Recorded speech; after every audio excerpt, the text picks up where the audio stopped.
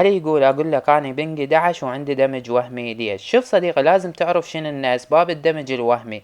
أول شي عدم استقرارية الإنترنت والبنج مالتك، يكون البنج مالتك مو مستقر لذلك يسبب عندك دمج وهمي، ومالك دخل بالبنج اللي موجود باللعبة لأن عبارة عن بنج وهمي.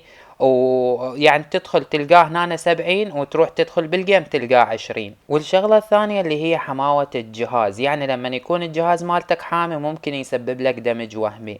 والشغلة الثالثة ممكن تكون انت مطي اداء للجهاز اعلى من الاداء المطلوب، يعني هو يدعم 60 فريم، تجي انت تشغل برنامج وتخليه 90 فريم، راح تضغط على الجهاز ويقوم ما يقرأ لك عدل بالرسومات وبالفريمات، لذلك يسبب عندك دمج وهمي.